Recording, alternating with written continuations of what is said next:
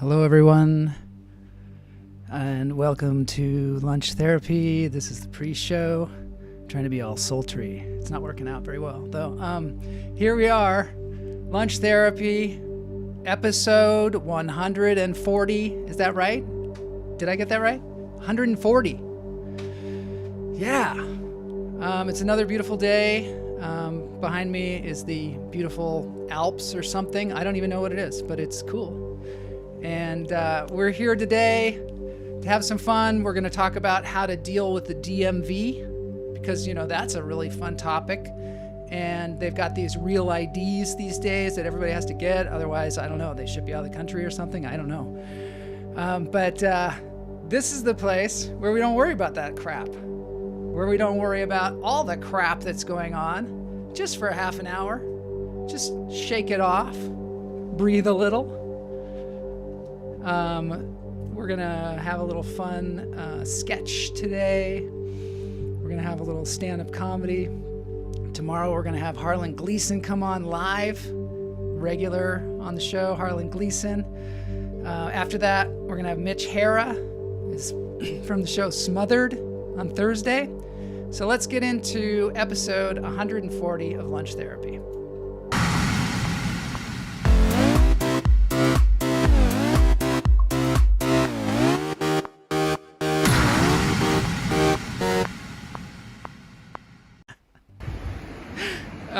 The sultry was really scary.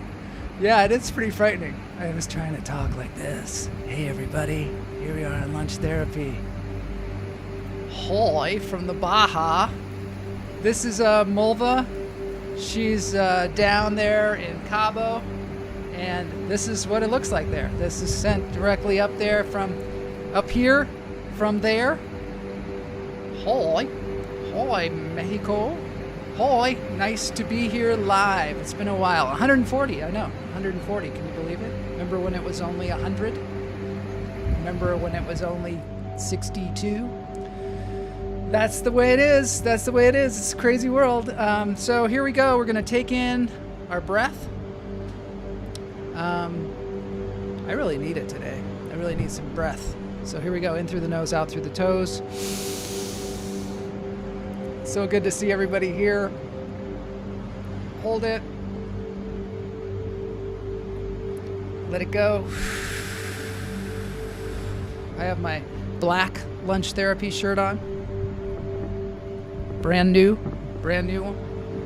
The caviar of Lunch Therapy shirts. How beautiful is that? Yeah, boy, it'd be nice to be in Mexico right now. In through the nose, out through the toes. But we can be there with them virtually. They're here with us virtually. We can soak in some of the fresh sea air. Let it out. My hair is very pretty today. I'll tell you, I had a cap on that said the Comedy Store, and it was on there. It was like a beanie, and I decided at the last minute, I'm not wearing that. I'm gonna let it fly free today, because I was trying to keep my head together. Because sometimes, I got to keep it all together, otherwise it'll explode.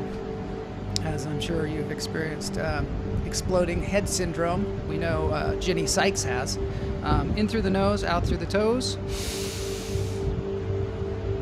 Hold it. Let it go. Apparently you can travel to Mexico yet. Apparently you can. Drink the water. Water is for flowers. Drink tequila. Yesterday I posted on my Twitter account that blenders have to be industrial strength because they're only used primarily by bodybuilders and drunks. That was my joke on Twitter. It went over really well. I think it was shared by the Hummingbird Cult, I think. Okay, so here we are. I want to jump to the internet because there's some cool stuff that I want to show you all that will make you feel like $1,000,000. Sometimes I have to find Joel's head floating in the backyard and bring it back to him and put it on his shoulders. Yeah, it does. It gets away from me. My head just suddenly, headless horseman, the whole thing. So here we are. This going to be a little different.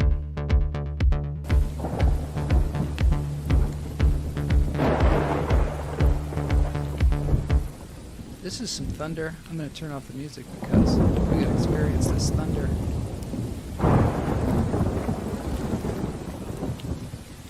This is this is a tropical thunderstorm.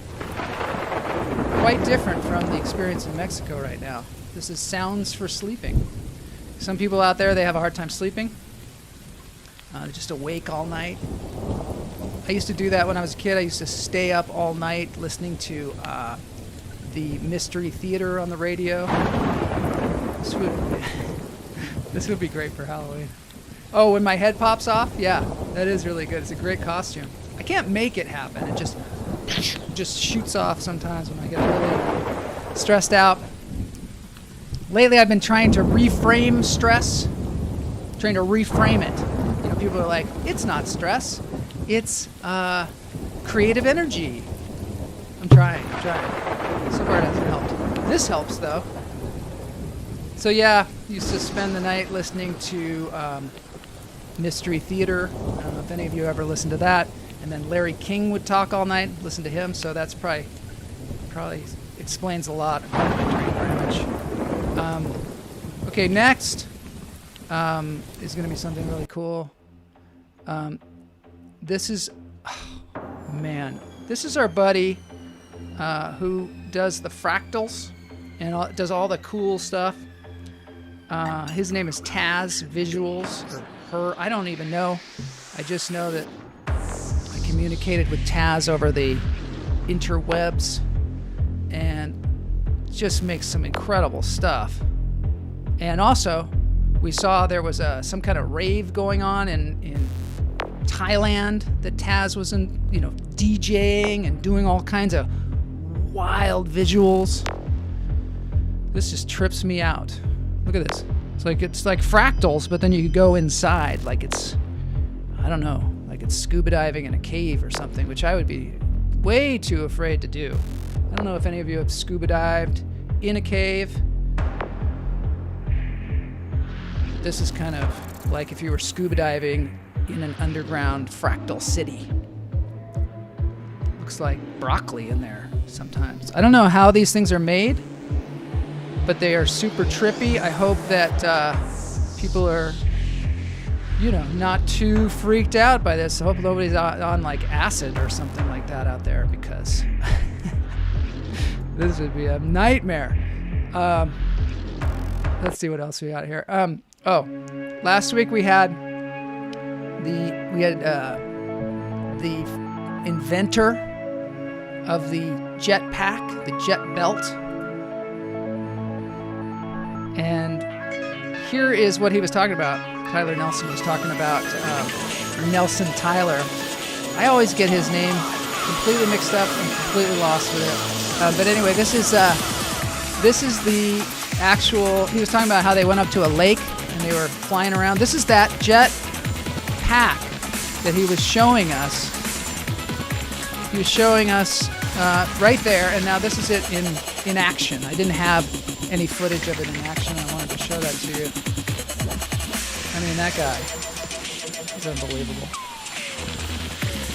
If you haven't seen that episode, please, last Friday, interview with him, genius. Okay, next up, this is a train. It's going through the fog in Switzerland. For those of you that love relaxing ambiance ASMR. Yeah, I'm gonna get myself a jetpack.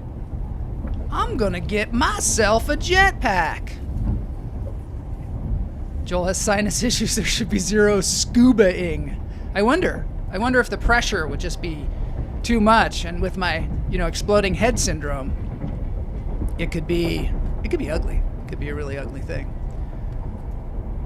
This is cool. Anytime that you want to just like creep out, I don't know. It's like maybe this is the September pre-Halloween episode, because we've had some thunder and lightning.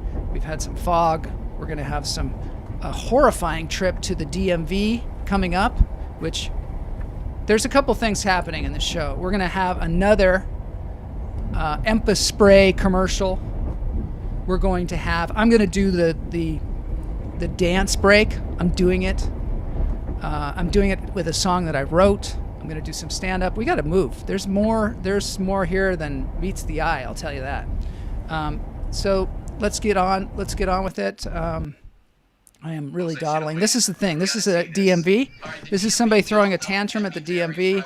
Don't want to show it for too long because she's lost it. And I don't know. We were talking about that the other day, about how when I got my car towed, I just totally lost it. I just lost my mind and just screamed at this guy.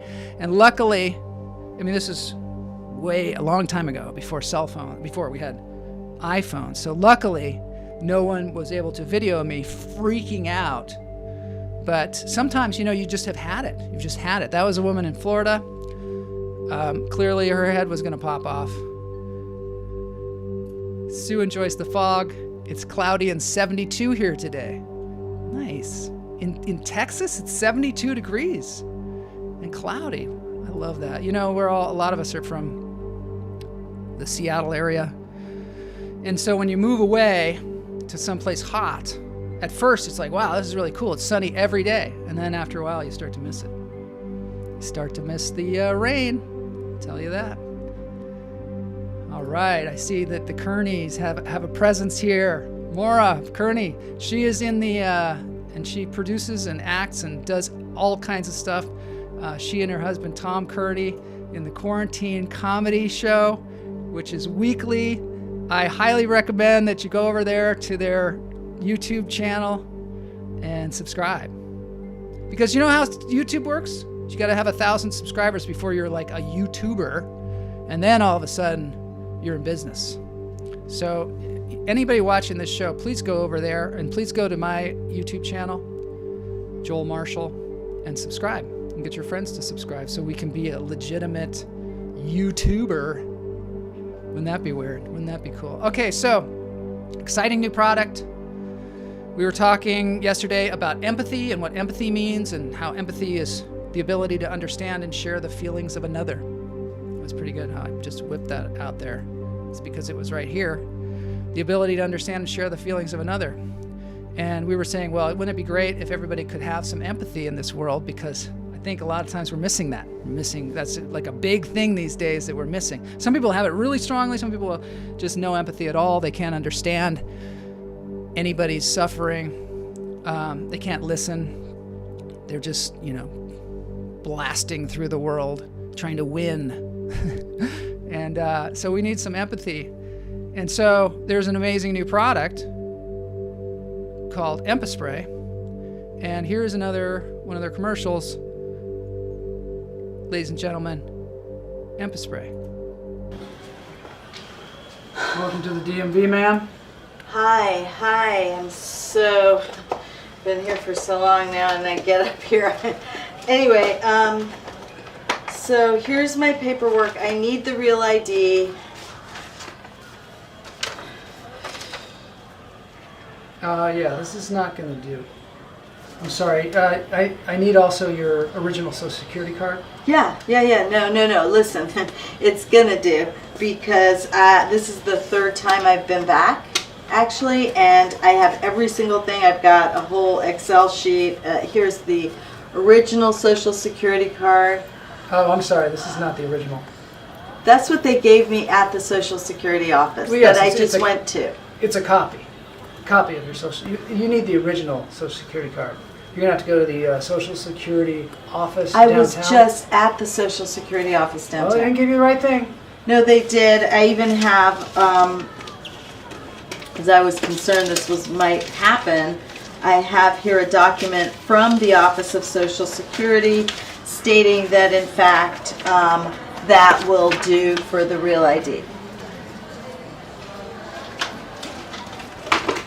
I'm sorry, ma'am. You also need to have a letter from your employer that's notarized within the last 3 days. Do you have that? Well, I have it. I provided the notarized letter in the previous package that you have in the documentation. Yeah, but this one's 2 months old. because it's taken 2 months for me to be able to get all the other things that you're requesting for me to get, and so now I have it, and now we're gonna, we can come back to square one. It appears that your ID has expired. Precisely, and that's my concern. I need an ID because I'm driving around with an expired driver's license, which obviously is not advised. I think you're going to have to go back to Mexico, ma'am. Excuse me? I think you're going to have to go back to Mexico. Go back to Mexico? Where I've never. Why would I go to Mexico? Re-enter the United States as a United States, the proper way.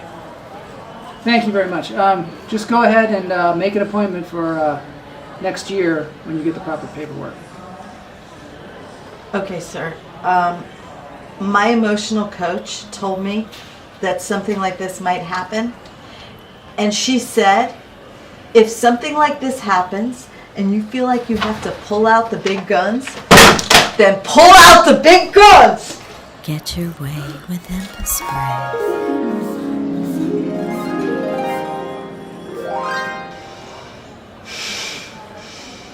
I'm sorry, ma'am. This is way too much paperwork. You have done a lot of work here, and I see that you've been here 2 times previously. I'm going to make sure that I expedite this matter right away and get you your real ID. Lickety split. Also, we're going to compensate you for the time that you spent trying to get all this ridiculous paperwork together. And thank you so much. Please go get your picture taken. We're going to have a professional photographer take your picture. And thank you for coming to the DMV.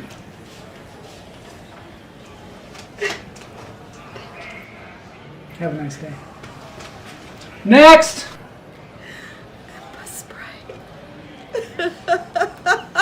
Aromatherapy that actually works. Get your way with Empaspray.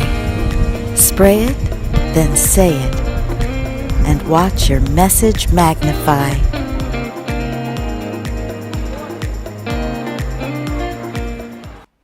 Wow. That is an amazing product. It is something that is going to just, I don't know. Let's see, Todd Lee says, it seems like People's Court. It does seem a little like People's Court. But, if everybody just had a little Empaspray, we could spray it on ourselves, we could spray it around, we could just spray it in a room before everybody comes in, and things would be just so much better in the world. Yesterday, Mary Marks was in the chat room, and she was talking about empaths and how empaths, something about empaths. I didn't know what empaths were. So I looked it up, and there was this guy telling me what empaths were. And apparently they're people that are really highly sensitive to having empathy for people around them. Yes, it does have powdered mother's milk in it. So what he was saying is they can even sense their neighbors' feelings when they're not around. And the thing that was really scary was he said they could sense things about other people that those other people didn't even know. St. Bernard spittle, yeah. St. Bernard spittle is one of the key ingredients, I think. So then I started to think, I bet you there are a lot of cult leaders out there that call themselves empaths. Because I've been watching this documentary about the Nexium cult, and it's pretty trippy if you watch that because it's on HBO Max. And it is about this cult and this guy who just kind of mesmerized everybody. And one of the things that he would do is he listened really well, and he seemed like he had a lot of empathy for people. And I think what they do is they start to kind of manipulate you because they start to tell you things that you don't know about yourself, and they act like they have like these superpowers. And that's definitely what you have to watch out for if you're a cult leader like me. You can't be faking the empathy. So I'll spray that stuff on daily to have some real empathy. And you need to watch Star Trek Next Generation. Deanna Troi. Well, I would definitely watch that. I will definitely check that out, Sue Pascal. There is an empath on Guardians of the Galaxy. She has sexy tentacles. Does she have a cult? There's so much now for me to research. I thank you very much. I want to get into the Trash Panda comedy room because I wanted to talk about a cult that I was in.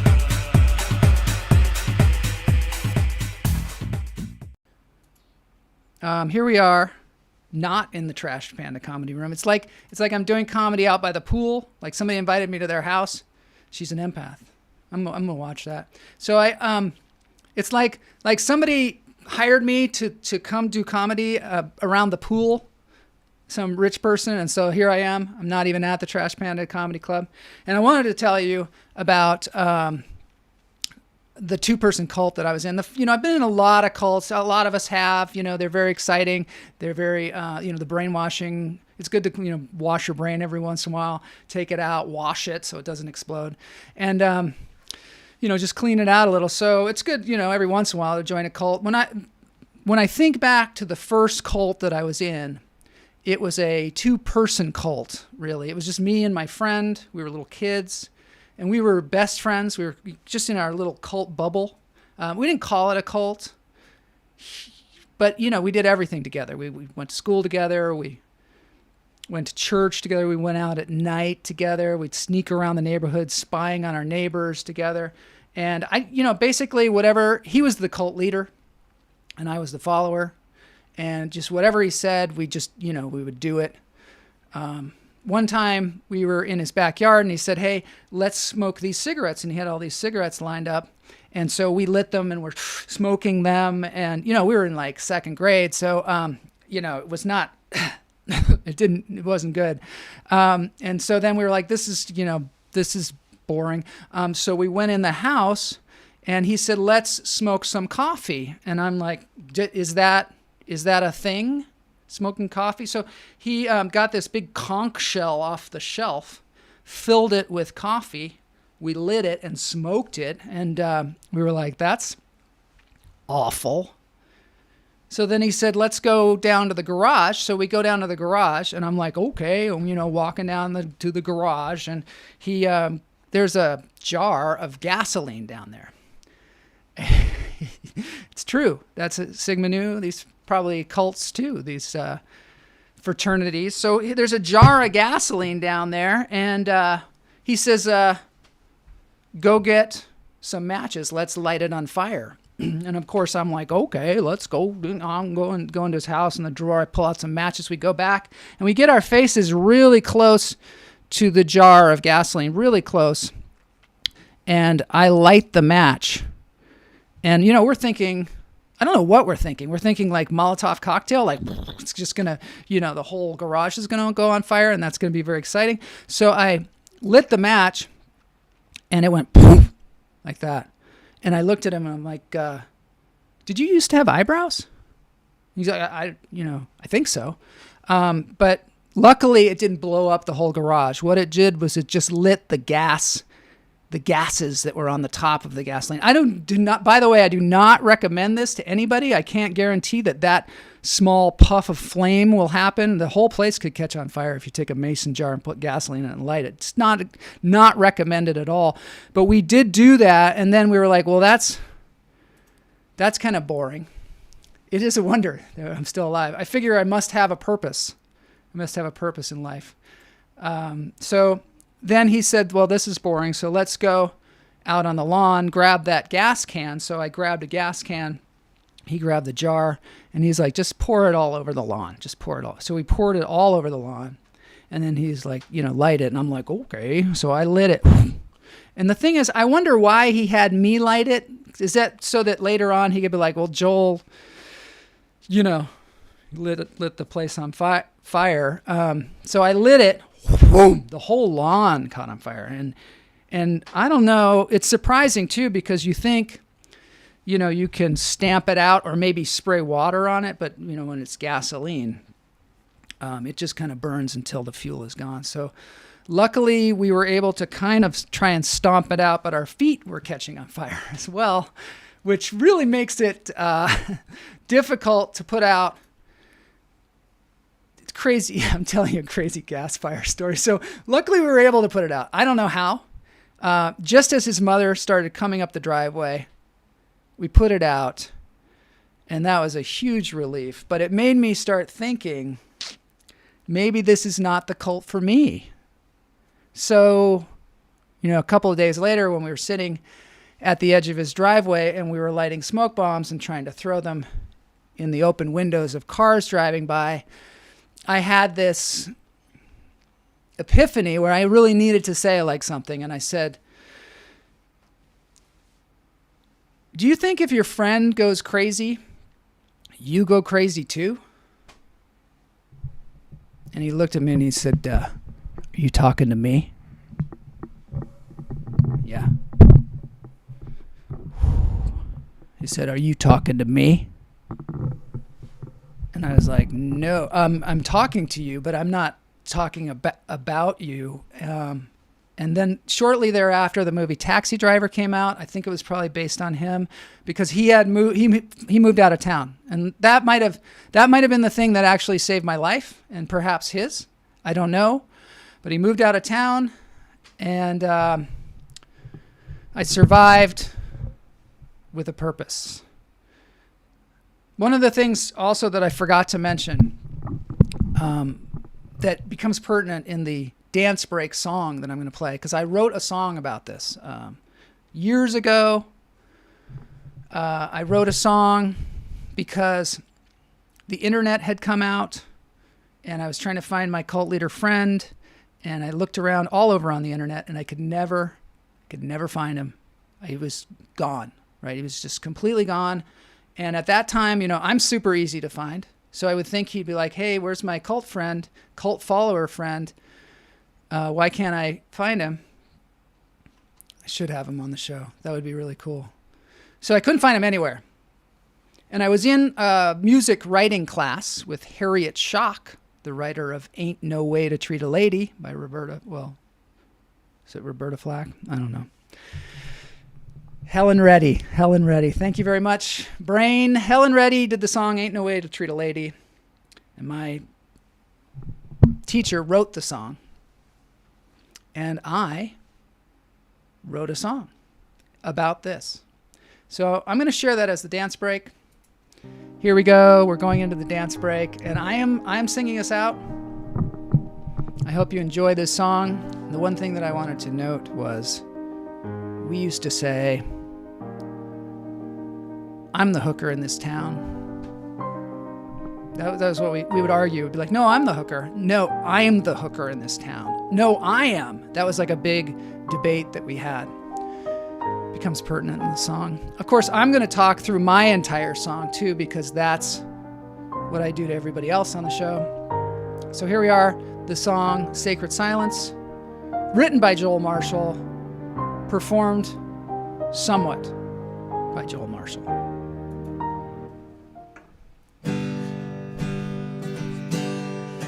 Turkey Award, yep. Definitely. Last time we met, you wore that Mighty Mouse shirt. This guy's good. Look at me then, you stood there kicking at the This is about the day that he moved away. Nothing to say, you were moving away. Episode topic was triggering. Sharing a sacred silence. This song rocks. Call to me from your yard across the street. Scared me half to death, that prepubescent shriek. I'm the hooker in this town, you would proudly yell. Didn't know what a hooker was, knew they were tough as hell. It's weird if I talk over it because it's me talking Now over me, no sound from and it you, sounds not like even it's a part of the song. Are you living in prison or dead on the street? Did our friendship mean nothing? Did it mean too much? What do you mean too much, right? Like, why is he That sacred silence ignoring me? keeps us out of touch. It's like I'm a stalker or something. That's the thing. It's kind of Called weird, me back creepy from song. But the college, power of the cult, out of the blue, you especially sounded when so somebody different, I didn't know it was you. You made that hooker sound acts before like you they're an hung empath. up the phone. Didn't recognize it. Did that make you feel alone? all right, that's enough of this. I've since gotten See you tomorrow. We're going to have together Harlan with Gleason. childhood On friends. Thursday, we're going to Brag about have their barbecue Mitch Hara Mercedes from Benz. The Smothered. I've never met him. He's a crazy. I've been talking on the email with him. He's out of his mind. It's going to be super fun. So join us tomorrow for Harlan Gleason and a crazy story.